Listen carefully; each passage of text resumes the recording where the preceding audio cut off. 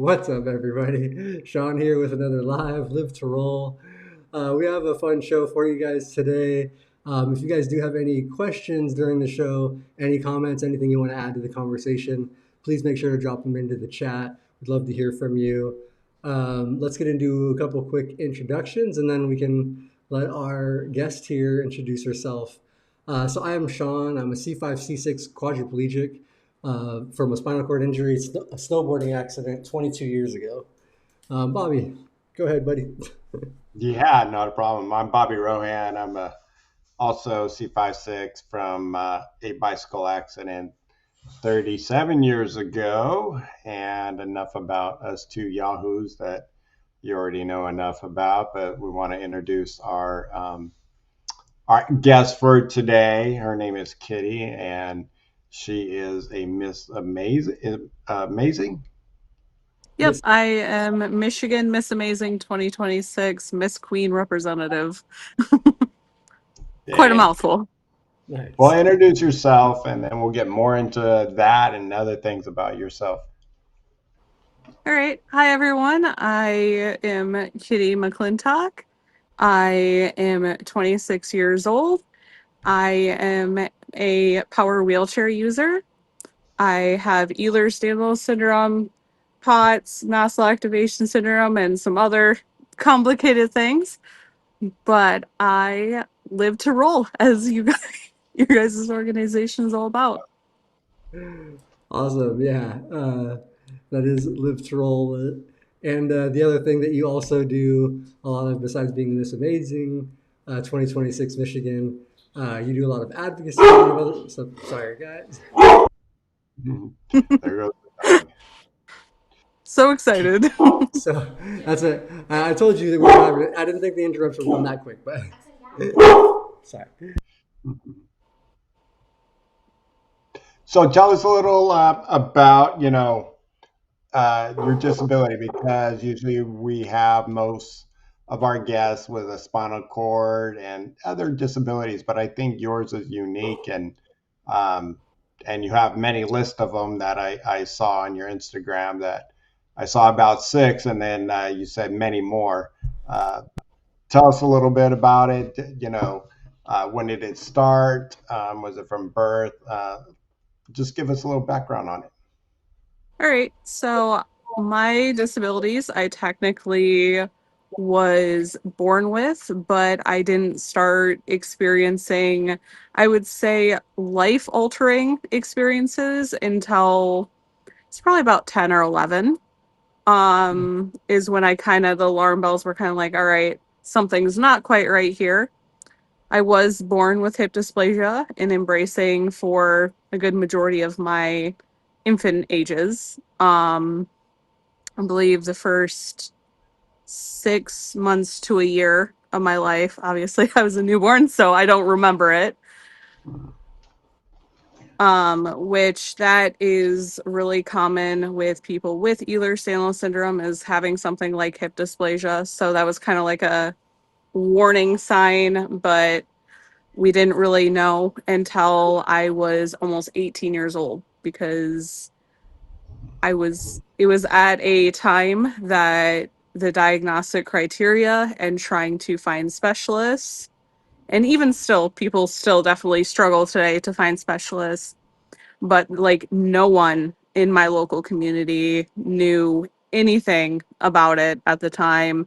So I was a lot of times seen as just drug seeking, attention seeking, and that I was just a woman and I should just deal with it, was kind of what was implied or even sometimes verbalized.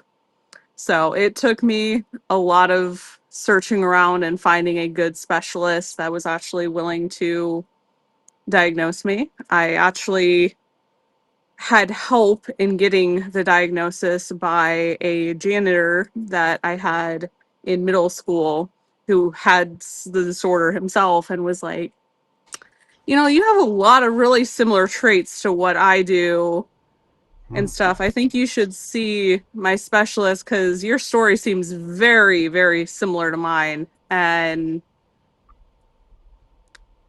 I eventually found the right specialist to listen to me, and they're like, "Yeah, why weren't you diagnosed earlier?" I was like, "I don't know." No one wanted to listen, and no one wanted to believe me. Yeah, I Did know. did you get a lot of help from your parents, at that age, meaning for to help advocate? My mom was my sole driver for a lot of my younger years. My dad worked a lot to support the family, um, just doing what he could, um, because we grew up not very rich. We grew up honestly quite poor. Um, so he did as much as he could to make sure that there was income coming in and that I could try to find the support for services that I needed through Medicaid. Um, but yeah, my mom did a lot of my running, and I learned very quickly that I kind of had to speak for myself. Nothing against my mom, but I've learned that I'm a very strong advocate, and she'll even tell you, yeah, she's better at explaining stuff than I am. She's much more detail oriented. She's much more organized.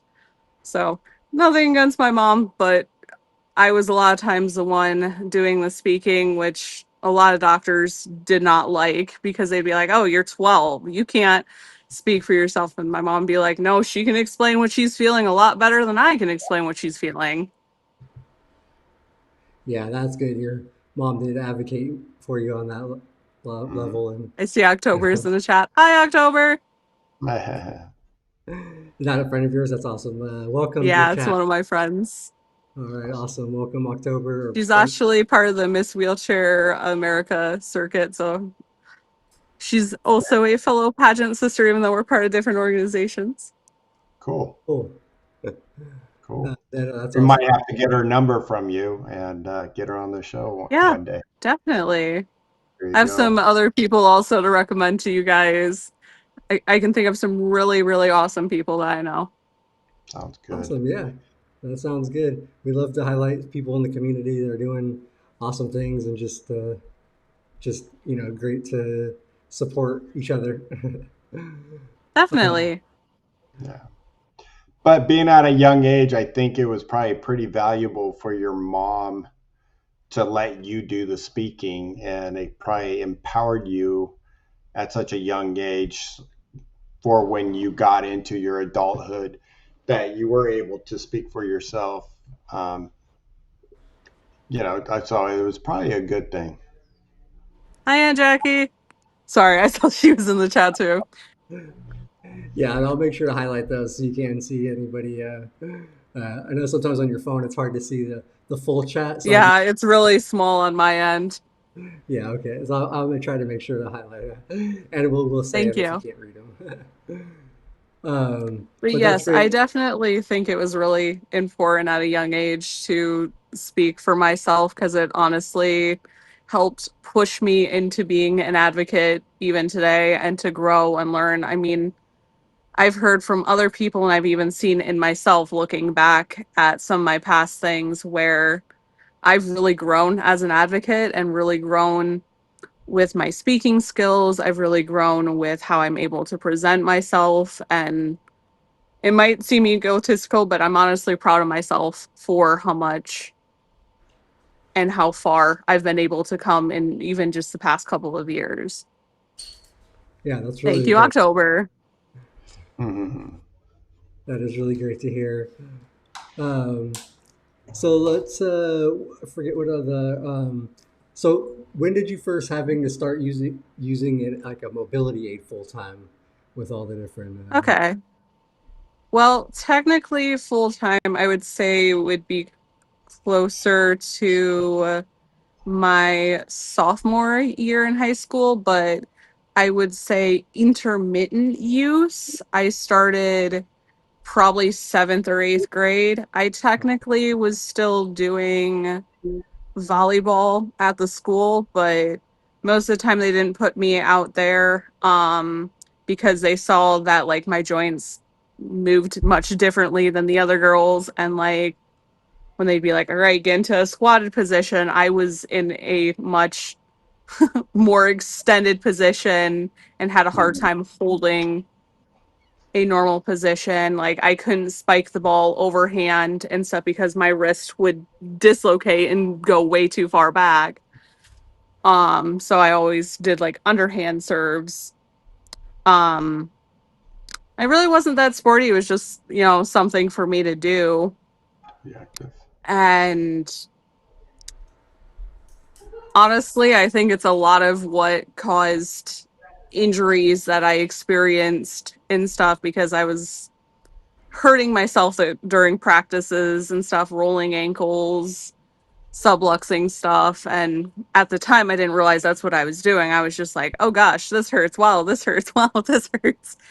So when I started really realizing I couldn't keep up with my peers and stuff, I decided to start using a manual wheelchair. And I a lot of times needed help being propelled because I could only keep up for so long because I just had like a standard hospital wheelchair, not something Yeah. custom. Yeah, not a lightweight. And yes. So I was having a hard time keeping up, but thankfully I had like a lot of friends and stuff that were willing to still like take me on nature trails and like lift me up over like branches and sticks, which was super fun and super cool. But Yeah. definitely would have been nice if the paths were more accessible. yeah. Yeah, no kidding. You got a couple more supporters in the chat here too. You're doing great, Katie, from Thank you. Life with Mhm. Camo Chick, and also Aaron. Aaron Massey. Yep. Hi, Aaron. Mhm. Welcome, guys. Welcome to the chat. Uh, yeah, that's really cool. I just kind of thought back to the fact that you had like a high school janitor that sort of was able to, It was a middle school janitor, but or middle yes. school, sorry, Yeah, middle school definitely. janitor that was able to Totally somewhat fine. diagnose you, and or like let you like was able to see it, and like I am extremely grateful because I think it would have taken a lot longer to figure things out if it wasn't for him. I'm very grateful that he was like, hey, your joints move differently, a lot differently than what they should, and mine kind of do the same thing. And I have this disorder. Here's some of my doctors that I see and stuff. And because there was one semester that I had missed, I would say all but a week of school. wow, Yeah, Hi. I was going to ask about that. So probably in your middle school and high school, you probably had to miss a lot because it seemed like your I body was, was transitioning a lot, or a lot of your diagnosis was taking effect in your teen years. yeah, noticed a lot of, I would call active progression and decline, um, and just an amplified part of just symptoms and stuff becoming more dominant and having more and more bad days because there was no treatment. They weren't doing anything for me. They were just, you know, here you go see a different specialist rather than trying to get to the root of the cause. And while Ehlers-Danlos syndrome and POTS and mast cell activation syndrome, they don't have cures, but there's definitely treatments and even stuff you can do holistically or naturally that can help. Like for me, using compression leggings is a huge help with managing my blood pressure. Receiving my infusions is a huge help. Making sure I'm drinking stuff like Powerade and water, staying hydrated. The Ehlers-Danlos syndrome, making sure I have good pain management, both natural and even pharmaceutical medications and stuff, and creams and ointments. And honestly, I feel like if I would have had access to some of those things at a younger age, I probably wouldn't have as many issues as I have now that have happened, like comorbidities, secondary issues that have happened because of it. So I mean, I don't know for sure, but that's just kind of what I've picked up on. Yeah. Yeah, no, that's so all those things, the infusions and all those things are they do help and at least make everything manageable for you. And then one thing For the most part, yeah, they're much more manageable. I know we actually had a couple people with EDS on here. I know Ali Corbin we've had on here a few. I don't know if you guys know her, and then actually the WCMX champion is Kid Thomas from England, that EDS also. And I find it really interesting. But I was going to ask if there's anything, yeah, but does it progress? Because I forgot, I don't remember, I don't think I asked them. Does it kind of get worse, or is it just once it's diagnosed, you just have the loose joints and they kind of like I that's think just, it depends on the person. I want to say it depends on the person because there is different subtypes, right? So I believe we have 13 or 14 official subtypes. I should know that because it's actually EDS Awareness Month. um, but I don't recall off the top of my head if it's 13 or 14 now. But it is considered genetic. We don't have a genetic marker just yet for hypermobile Ehlers-Danlos syndrome, which is the most common. yeah, There's also hypermobility spectrum disorder that also kind of falls under that. That we also, from my understanding, we don't have a genetic marker for that either. I was originally diagnosed with hypermobile Ehlers-Danlos syndrome. However, I see a PT specialist who has seen a lot of hypermobile Ehlers-Danlos syndrome along with other subtypes, and she thinks I probably have one of the more rare subtypes.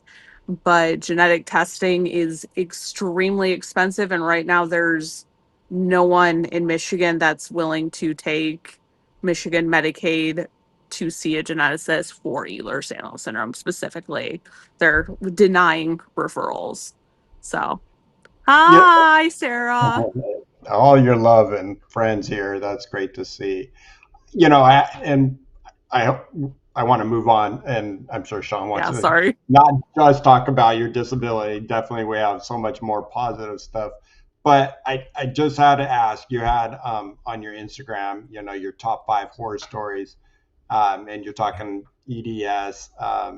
Tell us. You said POTS, MCAS, and CO. Can you give us a little bit about that, Okay. or does it all fall in, or with EDS, do you So, just get blessed with so many more disorders? one of the comorbidities that I've received because of having POTS and mast cell activation syndrome, along with the Ehlers-Danlos syndrome, when I say is I also have something, I believe it's pronounced, correct me if I'm wrong, people, so I apologize, is hidradenitis suppurativa, which is a skin condition that causes boils and lesions. And I have had septic shock multiple times because of it. And back in November, I had actually one of my scariest flares where I was officially diagnosed with it. And it was so bad that it needed surgical intervention and a almost 10-day hospital stay. And I was supposed to be on a wound vac. Medicaid kept telling me no, no matter how much I was advocating, no matter how much wound care was advocating, because I came off the operating table with a 5-inch one way, 7.5 inch another way, and 3-inch deep wound, Wow. just open. And they just wanted to pack it with gauze and put a small bandage over it and just send me on my way. And it still, even now, has honestly made my mobility more challenging than what it was a few months ago. I still have a lot of pain in that leg.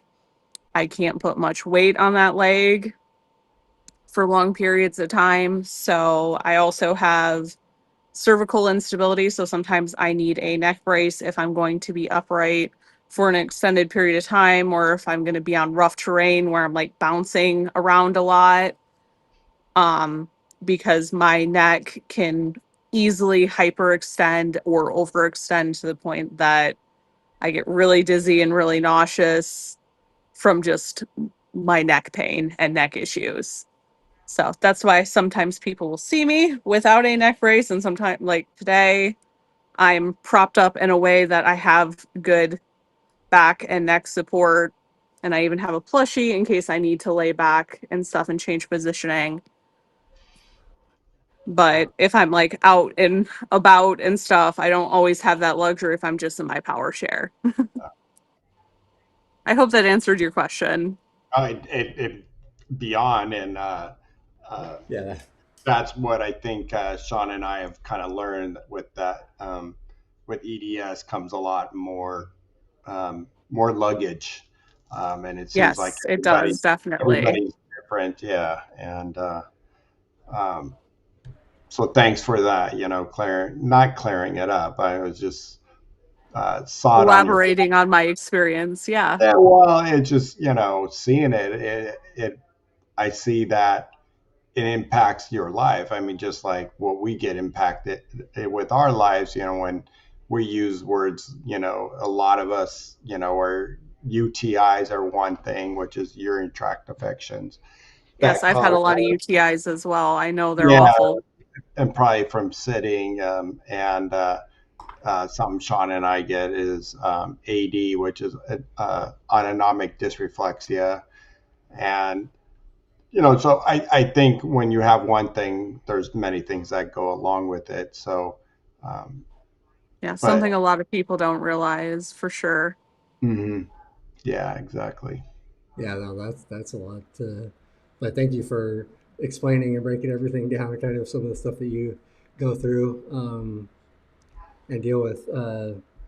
So yeah, that's incredible. And I was gonna shift a little bit also. Now Yeah. we can talk a little bit on the Miss Amazing pageant now, if you want to kind of, since you are wearing your Yeah. crown and you're representing. And that's originally why we contacted you because I thought that would be a great show. But then you do all these other things, and you just felt like better to give you a little more time to talk about all the other stuff you do and Yeah, your. let's get to the good stuff. But yeah, let's go ahead and highlight that real quick. So, Yeah, Miss Amazing definitely. pageant. You want to tell everybody kind of what it is to start? Yeah, so Miss Amazing is a pageant for girls and women with disabilities. It starts at the age of, I believe, 5 and up. And it's honestly a really, really cool experience. A lot of it starts at a state level. I believe most states, I don't want to say all, but most states have a chapter where you can attend what they call, I believe an amplify event is what it's like, the proper terminology. This is my second year participating, so still kind of learning some Okay. of their language. Um, but it's a very, very cool way to be empowered and learn speaking skills or to be more confident. But what's really cool is if you are a non speaker or you use ASL to communicate, all of those things are welcome and celebrated, which I think is just absolutely beautiful that that representation is allowed, because you'll meet so many different women and girls with so many different types of disabilities. I've noticed a lot of the girls and women that compete do have developmental disabilities. I personally do not. I Mine are physical, and there are definitely people with physical disabilities that also participate, like my friend Heidi, who is a national queen. We share some similar diagnoses. Um, I think it's just a really, really cool pageant and a really cool organization. I get to go to nationals in Chicago at the end of July, so that's going to be really cool. That Um, is hoping to it. see seals at the zoo afterwards. Is it also worldwide? I believe it's only in the States. So I don't think it's worldwide from what I understand, but it definitely started. Thank you, Aunt Jackie. It started a while ago. I want to say my state chapter had their 7-year anniversary recently, and some states have been doing it even longer. Hi. So that's cool. So it is a somewhat newer pageant then, or newer. Yeah, it's a little bit newer. I think it's definitely newer than like Miss Wheelchair America, for Yeah. example, who's been around significantly longer. Mm. Right. Yeah. Those have been. But I still think it's really cool, and I definitely love that it's pink and black and that it's my colors and my vibe because even Yeah, before the pageant, pink and black has been my thing. looking at your Instagram today, it was like, yep, there's a lot of pink and black, and so it looked like it was the perfect fit for you. Definitely. That's what. Sean has tried out for many pageants and tells me there's a lot of work, but he's never won at any of them. But I know from what Sean tells me, there's a lot of work that goes involved, meaning you get to do a lot of fun activities. What are some fun things that you've done since you become Michigan's Miss Amazing?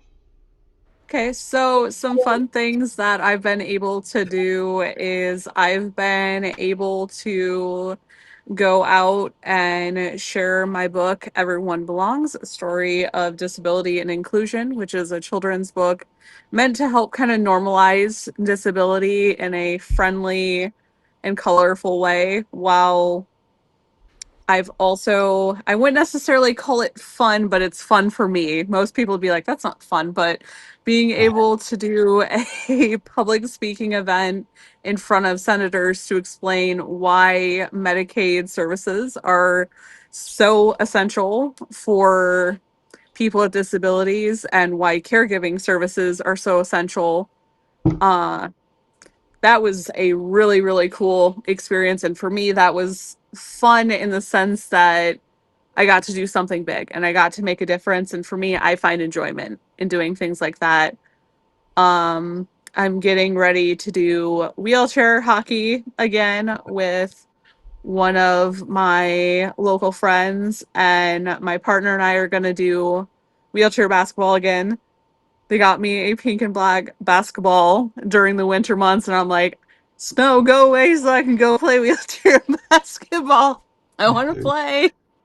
Uh, So I've gotten to do kind of some fun stuff like that. I'm trying to do more fun stuff. Like I'm going to have a spaghetti fundraiser and stuff next month.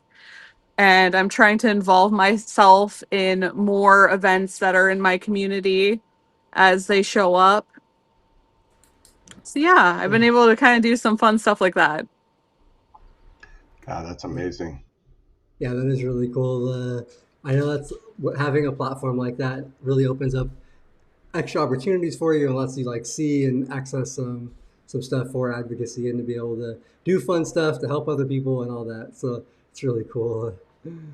Um, Bobby, do you have something? Yeah, I Okay, love being able to do that stuff. nice. Yeah, And tell us a little bit about the hockey and the basketball. How are you? Okay. Are you getting on the sled hockey? Are you doing wheelchair hockey? What does it look like? Okay, so the wheelchair hockey that I got to try out, I believe I tried it in September last year, but sorry, I just read what Aaron said and that was balling. really funny. Oh, Um, I basically found a local gal that does wheelchair hockey and she plays in a professional team. And basically, we do it on a mat and we use a regular hockey stick that's been modified with tubing, basically, so you can take a lightweight ball and toss it back and forth and stuff with a stick while in your chair, which trying to figure that out and trying to learn how to do that was definitely a challenge. It was really rewarding, but it's definitely a challenge because you're like trying not to run over other people, trying not to run over the ball with your chair, trying to make sure you know where the ball is. Yeah. So that was really, really cool. And I really enjoy that. And it's definitely much more of a workout than I thought it was going to be because I was like, oh, well, I'm in a chair, so I'm sure it won't be that bad. I'm mostly going to be holding a stick. No, it's a lot going back and forth and trying to be quick on things. Some people transferred to like a sports wheelchair. I personally just stayed in my power wheelchair because I can't self propel for that long, and it was safer for me to stay in my power Well, chair. you can create more damage that way. You're like, get out of my way. Let's go. Yeah, apparently in the professional world, wheelchairs, even power wheelchairs, get flipped over. So I was very glad we were like a more like relaxed kind of just chill community wheelchair hockey rather than oh my gosh, I gotta grab the back of your wheelchair and dump you out kind of thing. Yeah, that's great. Bobby and I both came from playing wheelchair rugby, quad rugby, for a lot of years, and that's definitely A lot of roughhousing. a little bit, yeah, it could be a little bit rough, and those chairs do flip as well. But Our Definitely. our buddy AG, he wants to know, is there, I do you doubt guys it. do the fights? Like the Well, there wasn't any fights with my group, but I'm sure with what my friend Katie does, there probably is definitely some fights and very hockey-esque. The group I was a part of doing stuff with was definitely much more laid back and more just meant to be something fun and educational and kind of learning a new skill and just getting to mingle with other people that are wheelchair users, which was really cool. Yeah, that is really cool. And that's so pretty local to you. You said it's in your area. Yes. Yeah, my friend Katie, she started one that's about 20 minutes away from me. So Okay, that was really cool. that's super close. That's really cool. Yeah, because I know you're out in Michigan. You said you're a little bit more of a smaller, more rural town, right? So have Yes. not a lot of This stuff one's popping. in kind of like one of the slightly bigger cities in my area, but even though it's considered bigger, it's definitely a lot smaller than like bigger areas like Grand Rapids and stuff like that that would have even more events because there was I'd say under 10 people that participated.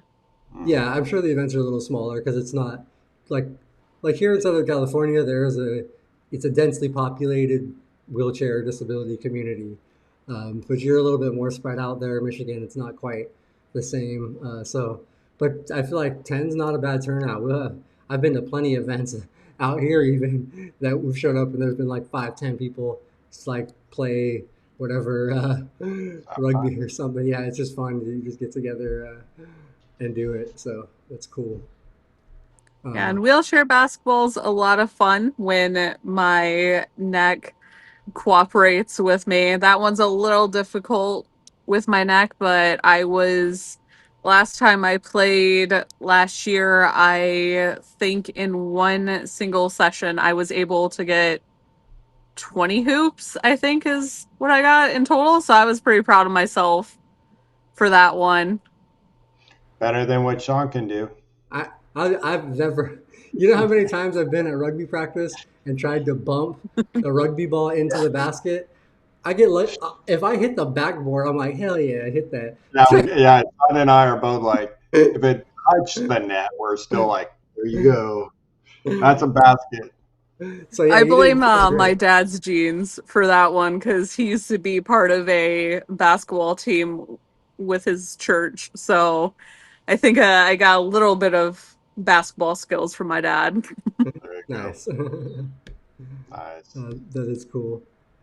Um, I was gonna also mention too some of the other stuff that you do. Like have a lot of really like socially aware kind of advocacy style posts on your Instagram, on your social media.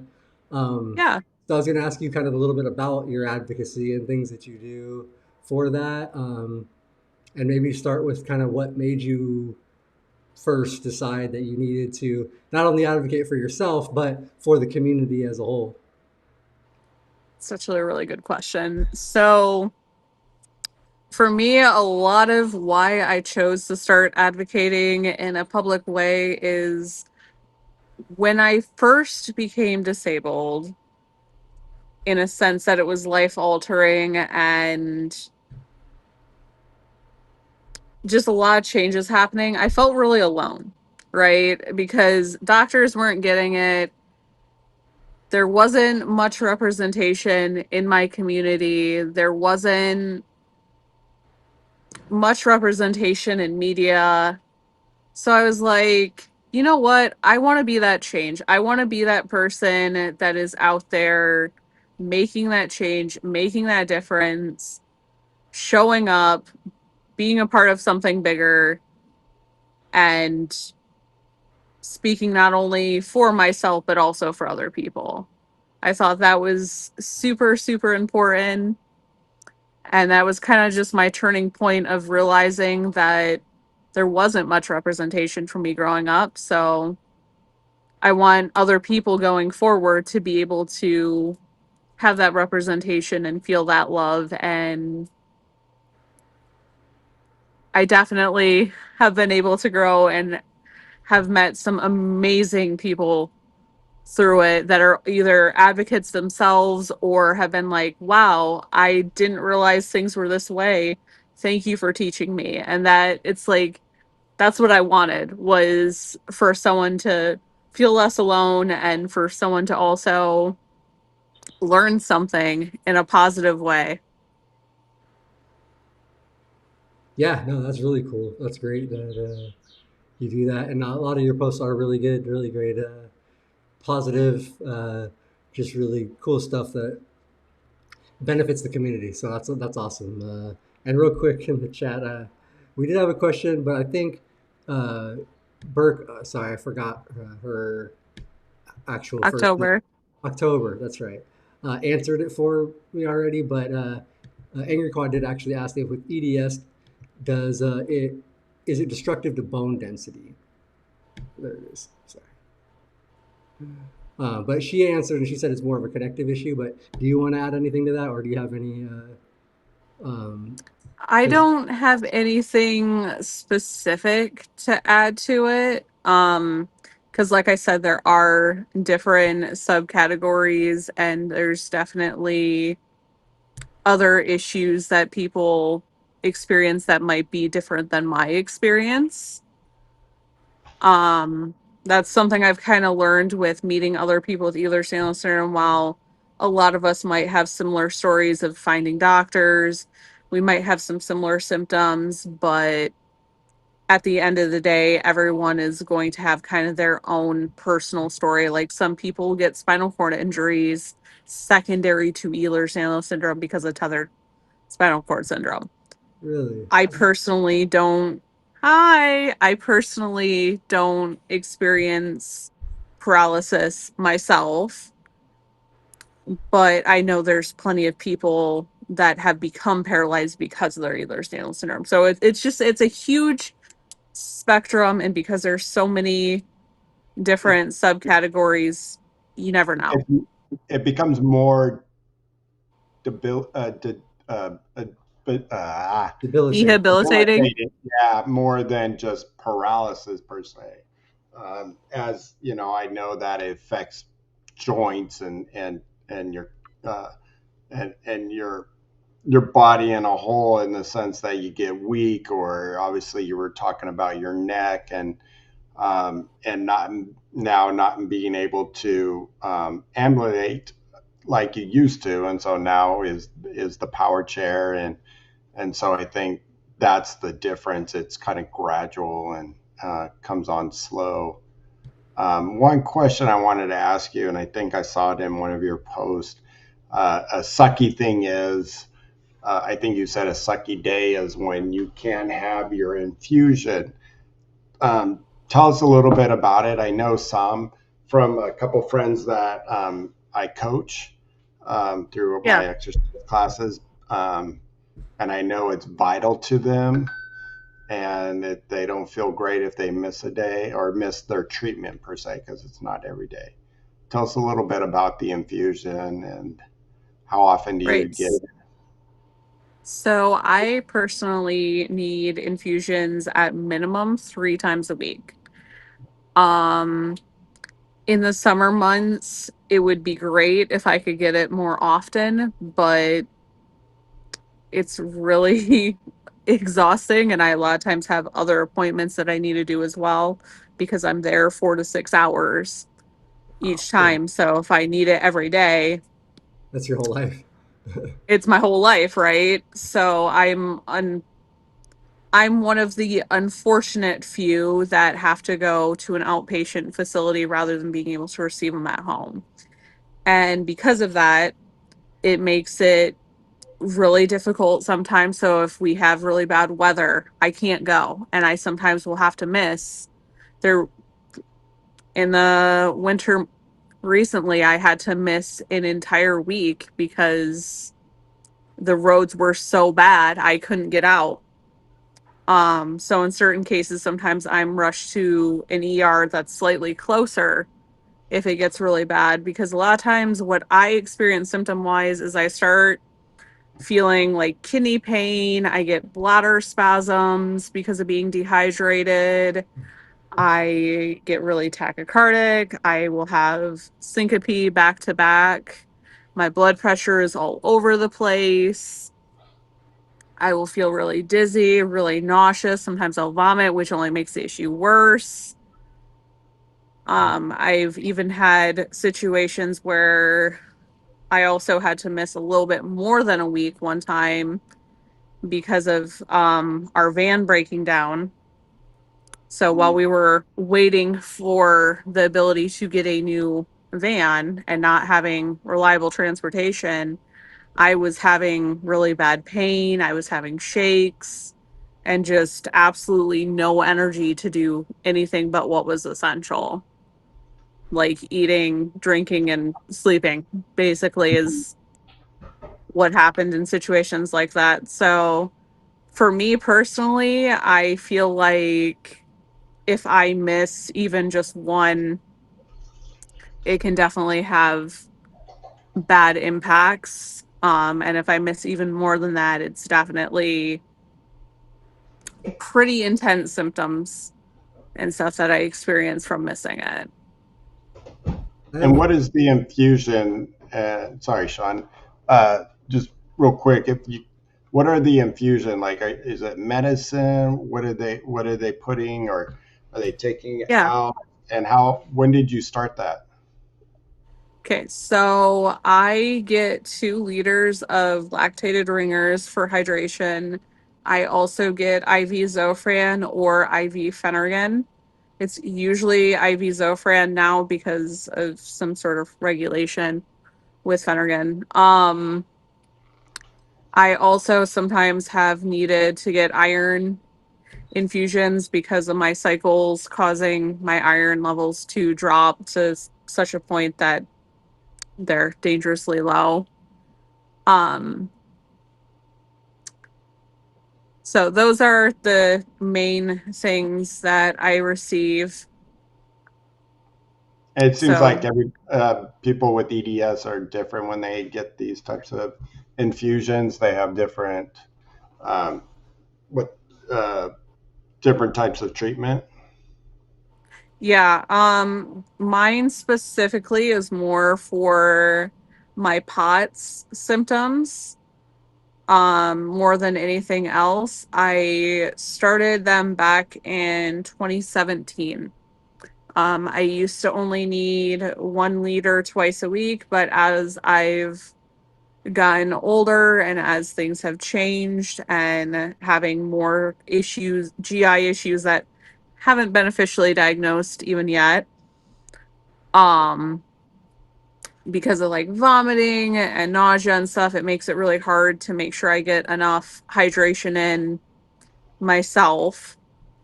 Um, so the infusions are kind of like the way to ensure that I definitely stay hydrated, because even with my infusions at the frequency that they're at, my blood work levels show that I am still slightly dehydrated, Mm, which most people are like, wow, that's crazy. You just had 2 liters of fluid. Like, your blood pressure should be way higher and stuff. Your labs should look a lot better. But unfortunately, in my situation, they don't. And that's even with taking like salt tablets, that's taking electrolyte tablets or using electrolyte powders in my water and stuff like that. That's just unfortunately my reality. But infusions are really the only thing that I found to work continuously for my pot symptoms. right. Yeah. Wow. And The, do you have so you have low sodium? I have low sodium, low potassium, and low magnesium. Jeez. And wow. then the So, throat. Go ahead, Sean. I'm sorry. No, I I'm was just just going to adjust it because I think you pretty much answered the one of the questions in the chat because Angry Quad had asked if it caused hyper dehydration, but it sounds like it helps. You already kind of have somewhat of a hyper dehydration as well. yeah, I have something that my doctors refer to as vascular dehydration, which means no matter how much I consume orally, at the end of the day, while it'll help to some degree, being able to receive the infusions through an IV and being able to send it at a cellular level is much quicker and much more efficient for my body to maintain hmm the levels to function. Okay. yeah, yeah. And then uh, AQ asked, she explained why she's not doing it at home. It's because of insurance reasons. Yeah, And so, insurance will not cover me to get them at home because I am considered non-homebound because I'm able to get out into my community. Um, Even though most of the time, if I'm not at an advocacy event or at a doctor's appointment, I'm home. mhm, So I'm not out in the community as frequently as they think I am. And the only reason, like, one excuse they told me was because I can get PT at a place that's almost 2 hours away, but that's the only place that has an Ehlers-Danlos syndrome specialist that takes Medicaid and has the equipment I need. Yes. But jeez, because I can do that, they do not consider me homebound. Or because I can go to Chicago for my pageant, I'm not homebound by their opinion, which I disagree with that statement because I wouldn't be constantly going to Chicago just for fun. Right. right. Yeah. No, So that. that's where it's kind of No, frustrating that, and they don't see they don't see it's like, okay, I'm not going to be a hermit and just live at home, people, but right. I also need this 3 times a week, and that is very taxing on my body to do this all the time. And I And can't drive, so I have to rely on either my partner or my caregiver, which that right, puts a lot of weight on them and mhm, expectation for them to be able to take me to and from. yeah, And it's they a kind long day. It takes the entire day, so they can't hold down a normal job and stuff because of my needs. It's of, yeah, such a difficult position to be put in, and I really wish Medicaid would, or insurance in general, would take into account personal circumstance. hmm And I'm not even like referring to my infusions, just as a whole, take into account for personal circumstance, because there's so many things that as disabled people we need access to things, and being restricted or told, oh, because you don't meet this very, very specific mold, we're not going to offer you the help or services that you need, Yeah. which That, isn't right or fair at all. Yeah, it's really unfair. Yeah, that sucks. no. The way the system works like that. Yeah. So we talked a lot about and that the cruddy stuff, and we've talked about some good stuff. So let's go back to some good stuff. And I want to, um, in the in your description about yourself and your Instagram, you just said uh, Halloween addict and seal lover, as in the animal of sea seals. Tell us a little bit about the Yes. hall. Well, I see Halloween all over, and a few pictures of seals. But so let's start with Halloween, and maybe get to your love of seals. So I absolutely love horror movies. I love Halloween, especially if there's like a pink element to it. Like I could scream when I see stuff like that. So I have a bunch of different like knickknacks that I've collected over the years that are Halloween themed. A lot of my clothing aesthetic is either on the side of professional gothy, so might have skulls on it, but it's still a dress. I love dressing up for Halloween. I love passing out sensory toys as well as allergy safe snacks during Halloween. That's something I've had such a fun time being able to do the past few years. But yeah, just Halloween is super cool. It's my favorite time of year. I'm an October baby, so I also There, feel like that's kind of a big part of it. me too. Me too. I'm in October. So your three top horror films you love. Top three favorite horror films. Gosh, putting me on the spot. Sorry, Okay. you asked us not to do that, and what did I do? I put you on the I spot. know, right? Okay. This one's Let me fun though. think. Ah! The Not crowd's so- running away from me. It's not too serious. Nah, it's not too serious. Well, I really like a lot of the older stuff like Nightmare on Elm Street. The Saw series is pretty cool. Some of them are a little iffy. There was one that I'm trying to remember how you pronounce it, but it was definitely a very strange horror movie. It wasn't like it's more like psychological horror. Can't remember how you pronounce it off the top of my head. I'm so sorry. But it was one of them that I really, really enjoyed watching with my partner. I like a lot of them that have like weird psychological feels to them and stuff, not just really necessarily the blood and guts, even though that stuff doesn't bother me or get to me at all and can sometimes be cool to watch. But I definitely like the ones that go even deeper where it's like, wow, what did I just watch? Yeah, that's cool. I do enjoy horror movies as well. I don't think that's like I'm not the. I just like movies in general, so. But I do love a good Yeah, horror. movies are definitely very enjoyable. I have a very diverse love of movies. So I, I'll give you one. It's older. It's fits in our realm because it's someone in a wheelchair. You've probably seen it. Monkey Shine. oh, Monkey Shine.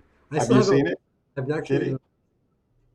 Yeah, I think that was one of them I watched, I want to say 2 years ago. Oh, okay. Good. Yeah, I've still never seen Trying that. to think back. Oh, come on, Shine. You gotta. It's I not. I know mean, you guys have I wouldn't call it referred. a horror. I've never, I Yeah. hadn't even heard of it, but you guys have referred to it a few times. You've brought it up, and Robert has brought it up. Um, yeah, Monkey Shine. I still haven't seen that. Yeah. I was gonna throw out my. You probably have not seen this. It's like an independent movie, and it's not. it's more of a comedy horror. Like it's like, but it's very dry, slow humor. It's not like it's called Murder Party. If anybody's, I watched it like Oh, 10, 15, I don't know how many years ago, and I loved it. It still sticks in my mind as like one of my favorite Halloween movies to watch. Like it is amazing. Murder Party.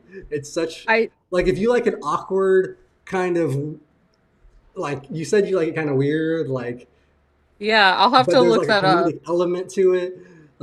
Yeah, it's called Murder Party. It's amazing. all Yeah, right. I think one of my favorite like movies to watch around Halloween time is Nightmare Before Christmas.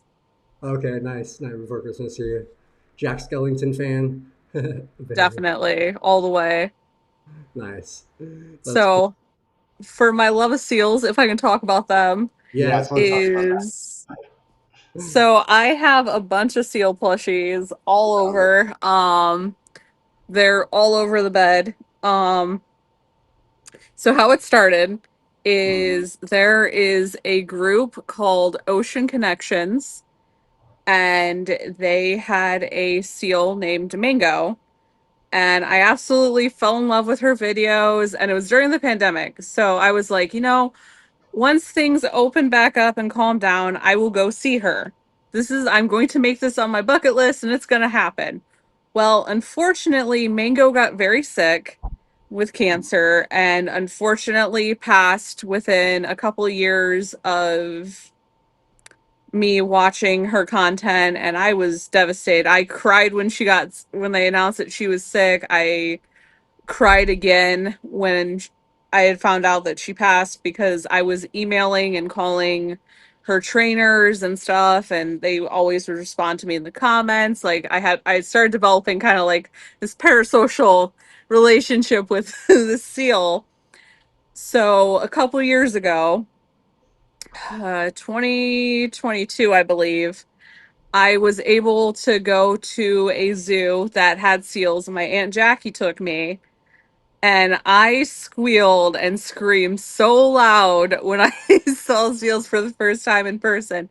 It was so magical, and I still have that like big happy reaction because they've kind of become my special interest.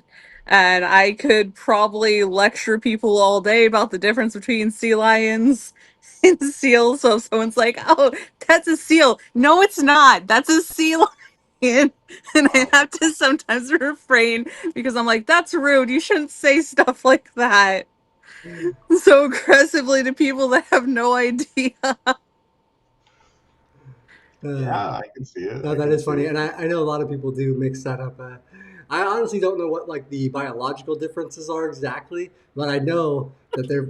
You, I can tell If you some somebody does. biological differences. you can You want drop some a couple. biological differences?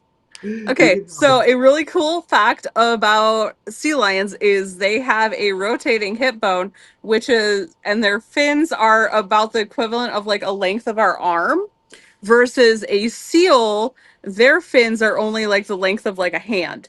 So because of their sea lions rotating hip bones and their long fins, they are able to walk on their fins while a seal will glump or bounce themselves along On their belly more, right? Nice. on Okay. their belly more because they don't have a rotating hip bone.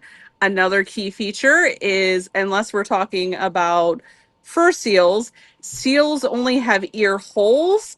Wow. Yeah, my Aunt Jackie absolutely loved it about the Chicago thing. Um, but sea lions have hooded ears, and so do fur seals. Another key difference is how their mouths are shaped. A Most species of seals have more of a like scrunched face, almost like how a pug has a scrunched up kind of face, while a sea lion has more of like a elongated, kind of like swooped kind of nose. But they are both in the pinniped family, which walruses are also in the pinniped family. Nice. All right, I'm a Okay. total Okay. nerd, and I could probably lecture people all day No, it's great. No, There's that's great. I'm about sure it. there are a bunch of people out there that love the information, and that is great information. I actually, when you were saying that about like their fins and stuff, the flippers, I was like, oh yeah, because like I'm picturing both in my head. Like, yeah, I've seen seals do the bump. So, sea lions kind of more walking. I seen it. Well, but and Yeah, I can tell you, I honestly think seals are definitely much cuter than sea lions, but I have a love for all pinnipeds on some level, but seals definitely have that special place in my heart. And in tribute to Mango, who had passed away, most of my plushies that are seals have some variant of the name Mango. So this is blue raspberry mango. Um, I have a big mango plushie that's a little bit further over. This is the size of an actual seal. wow, a full size. She's about the size of an actual harbor seal. Like it's a big plushie. She lives on the bed. That's cool. Um, all right, so we're actually now to about the end of the hour, and I did want to make sure the one thing I want to make sure to highlight also is your book. You mentioned it. Sorry. Yeah. yeah, tell us a little bit, as Sean wanted to say. We see that you have a book. It looks like you've done some readings to groups. Tell us a little bit about your book. Yeah, so I wrote a book over the past year and I published it in March called Everyone Belongs, a story of disability and inclusion. And I had a really good time with being able to use Canva and some of my own art to kind of like illustrate it. I go over talking about some of the experiences that I've had, like physical barriers that I've run into being a power wheelchair user, and I kind of give examples in a way that are meant to be easy for anyone to understand. So whether it's a kid or it's an adult, it's meant to be kind of fun but also easy to understand. I feel like anyone that's like 4 years old or older will be able to easily comprehend it. Yeah, I guess the dog wanted to promote my book too. He's hyped about it. Um, I'm honestly really, really glad that I was able to write the book, and I'm working really hard to get it into libraries and different schools in my area. I've hit a lot of dead ends with people either telling me no, even though I'm offering it for free, or just no response back, but I will keep trying. I did try to have an author talk last Saturday, but unfortunately, no one showed up for it. Mm. So I will hopefully try again. I was Sure. told it might have been because of Mother's Day. Mm. I don't know specifically why, but I am not going to give up and I'm definitely going to try again. There you go. Keep it going. Can we purchase it anywhere? Yeah, you can purchase the book on Amazon. I believe you guys added it to your guys' description. Yep. Or if you want to donate a copy to help me get it into schools, that would also be super, super appreciated. Will Awesome. Yeah, do. and I do have in the description there is a direct link to the Amazon link for you, so you can buy the book if you guys want to support. And then also, I wanted to mention you do also have a fundraiser to help with a lot of the stuff that you're doing with the book and with I think your own just travel for Miss Amazing stuff like that, right? Yep. Yeah, it's to help make sure that I can get to nationals because I have hotel related costs, costs for food and such like that. So Yeah, yeah, that's I also have a fundraiser going for that, and I'll be having a big spaghetti fundraiser here in June.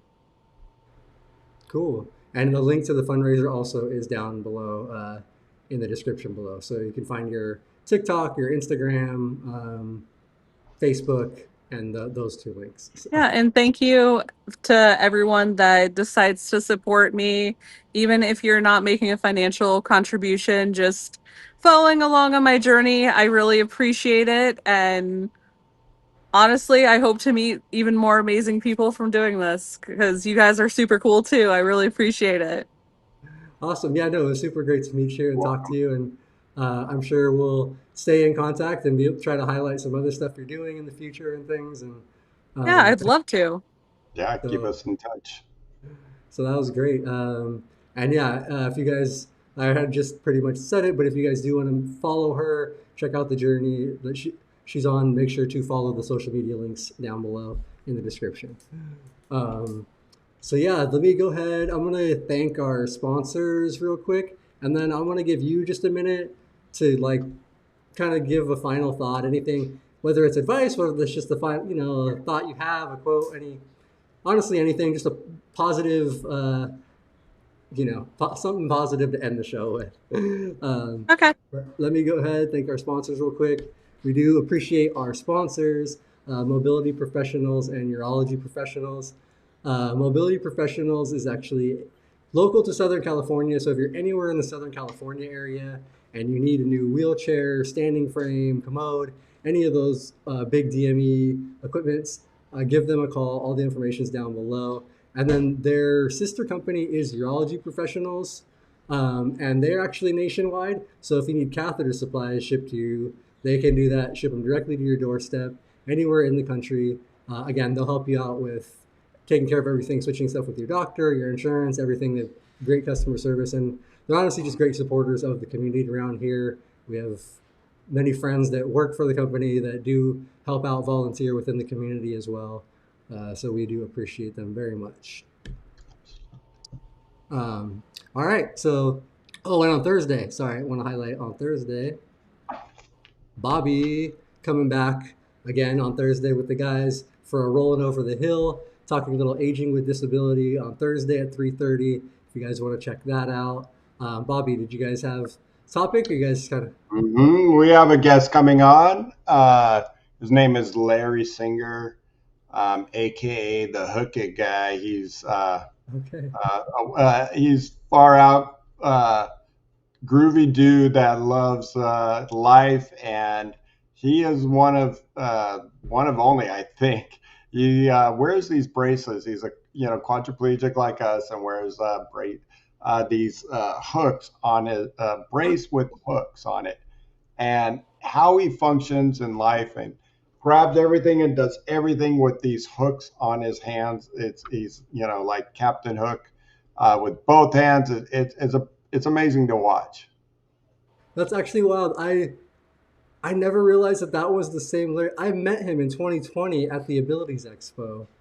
He came the first time I had tried to get a booth for Live to Roll before any podcast stuff, anything. Uh, he, yeah, that's wild. That's Larry. That's okay. That's where, Awesome. yeah. Because it's just so memorable. I never met somebody who was a quad that used his like hooks, and he Yeah, was super good with. so you got to come and check it out. It's we're gonna have. I'm gonna make him cook dinner or something, because he's amazing with these hooks. Okay, cool. So that'll be a fun show. Interesting. Tune in on Thursday at 3:30 if you guys want to check that out. 3:30 Pacific Standard Time. So for Katie at 6:30, I know East Coast a little bit different. You get much later for you out there. A little late. Um, but yeah, that's super cool. And then all right, so let's go ahead and give it to you now. Kitty, anything you want Yeah. to close us out with? Well, I want to first thank you guys so much for having me on here and allowing me to participate. And I wanted to let everyone out there that is listening or watching know that no matter what your circumstances, you can still do really cool things. You can still make a difference, even if it's just a small little difference for yourself, even if it's not for the community. You can do it, and you are deserving of making a difference. Awesome. Well, That's a great, great advice. Great thing for anybody to hear. Um, Yeah, that was awesome. well said. Thank So you. yeah, very well said. Thank you, Kitty, again for coming on, joining us today, and sharing your story. We'll definitely be reaching out, trying to do something, more collaboration in the future as well. All right, guys. Thank you all for watching. Really appreciate you guys checking out the show today. Like I said, we'll be back on Thursday. I'll be back with the guys, and then we'll be back for another one next Tuesday. And actually, next Tuesday we're going to be talking mental health. Just so give you guys. Oh, sorry, I mixed up my weeks. That's in 2 weeks. My bad. I mixed up the weeks. I gotta adjust my. You better adjust the text you send out too. I Well, thought I we gotta were. actually, I think, come up Yeah, with a show for next week.